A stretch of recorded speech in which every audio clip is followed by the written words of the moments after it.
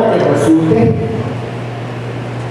pudiera traer ingresos adicionales como sucedió en el gobierno de Alfonso en el Felipe Calderón, no nada más por cuanto a la sobreexplotación, sino por cuanto a los precios, pero de repente no advertimos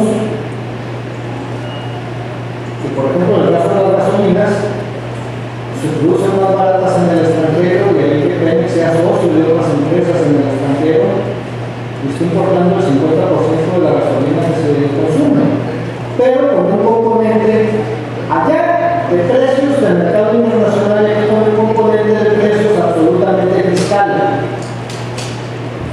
porque las finanzas públicas están petrolizadas, no la economía mexicana, son dos cosas distintas. Y ahora entonces los costos de transferencia del gobierno federal al consumidor están elevadísimos. Y ejemplo de ello es, cuidado, el asumir que con esto pudieran sí o no abaratarse los costos. Todavía no hemos leído la letra chiquita.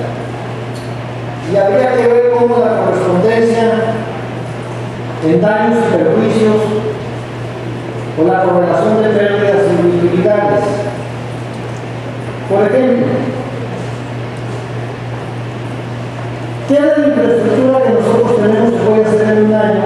Supongamos para transformar todo el puerto de Mazatlán. Para transformar todo el puerto de Mazatlán nos va a llevar 15 20 años, entonces que se va a gastar esa renta como se gastó y quedó controlado en el gobierno de Fox. Eso también hay que discutirlo.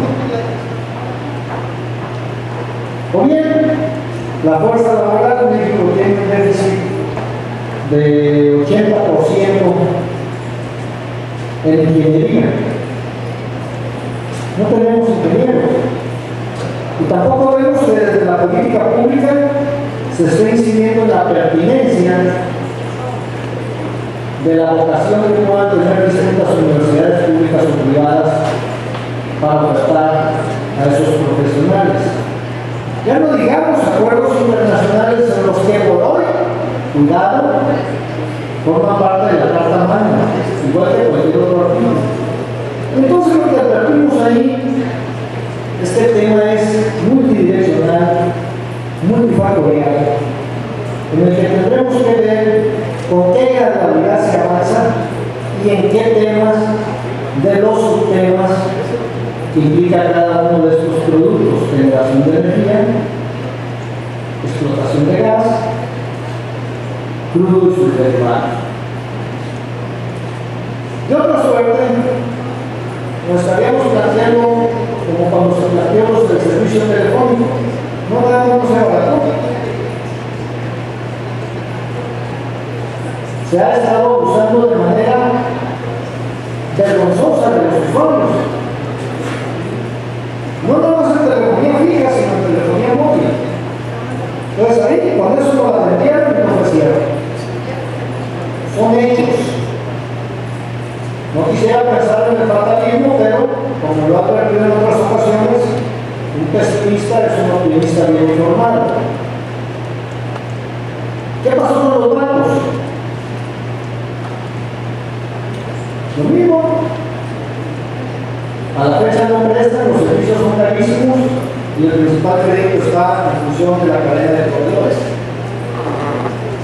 Y tenemos una situación de alto riesgo porque cerca del 84% de los activos bancarios están en 4 bancos mexicanos de acuerdo a las leyes, pero 100% capital extranjero. Ya vimos qué fue lo que pasó cuando se vino la crisis. No voy a entrar en la discusión de qué la generó, pero los títulos de concesión o de autorización para que funcionaran los bancos se violaron totalmente y el gobierno federal ni los canceló, ni los multó por llevar dinero a formar parte de la casa matriz, como fue el caso de Citigroup, Santander, Banamex y otros no conocidos comercialmente, pero que son bancos que existen en este país y que están destinados a nichos de mercado de clientes de giros muy específicos con un componente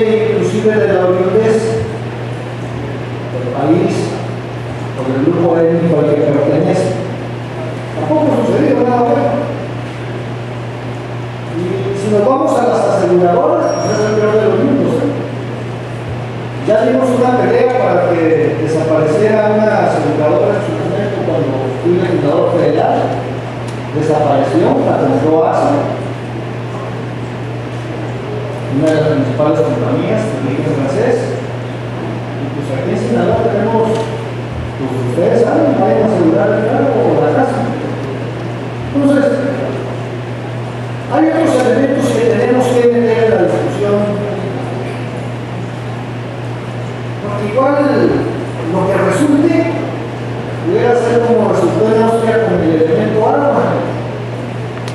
Su ubicación geográfica entre la Europa oriental y la Europa occidental, el agua. Eso que aquí creemos que tenemos mucho en Sinaloa, ya hace mucho, cerca de 20 años Sinaloa está considerado estado de sequía, pero nosotros seguimos creyendo que tenemos abundancia de agua. Bueno, algo hemos hecho mal desde la política pública para no entender que somos un estado con muchos años de sequía, no este sexenio ni del pasado, ni del antepasado antes.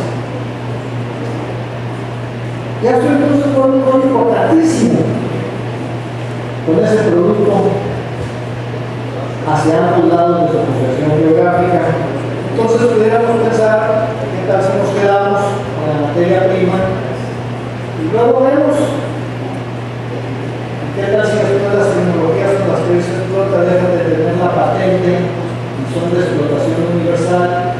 En fin, el tema da para mucho, pero qué bueno que hay un gobierno, por las razones que sean, no vamos a regalar nada, al contrario, que decide que esto se disputa.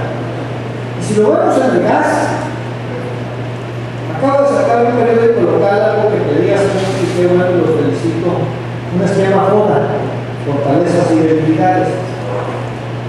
Y señala algo que advertí yo cuando aquí tiraron las campanas al vuelo, que no solo era la salvación, y que de un día para otro los problemas de los sinaloenses se iban a resolver. Una de las grandes debilidades que tienen es que los proveedores son extranjeros y de zonas que compiten con los productores sinaloenses, como es la vinculación que hay en Arizona, California o Texas, Florida, inclusive por condiciones geopolíticas. Entonces, le advertido porque son cosas que ahí están. El dinero no tiene nacionalidad y tampoco tiene piedad para implementar la renta. Vean ustedes los dos últimos momentos en que la Europa occidental cedió. ¿Qué hizo Rusia? No nada más incrementó los costos exponencialmente, sino que logró negociaciones en otras áreas, porque si no se colapsaba toda la planta productiva de la Europa occidental. Entonces aquí estamos ante una situación en la que en este caso de la energía eléctrica, qué bueno que también se discute porque la Comisión Federal de Electricidad dice que es una compañía de nivel mundial, lo es, pero no nos dice cómo cobra y cómo está a su vez subdividida en el área de generación, el área de transformación, digo de transportación, el área de comercialización. Entonces produce 100 kilowatts en un área, se la da a transmisión dice más o menos tengo una pérdida de 1, se le entrega a comercialización y que dice a comercialización tú me tienes que pagar 99 menos tu pérdida racional en términos de distribución 98. Entonces comercialización, si hay 500 que le roban 30, se los cobran a los que se pagan. Y entonces la forma absurda es que cuando tú construyes, llegan y te ven cuántos lugares para poner foco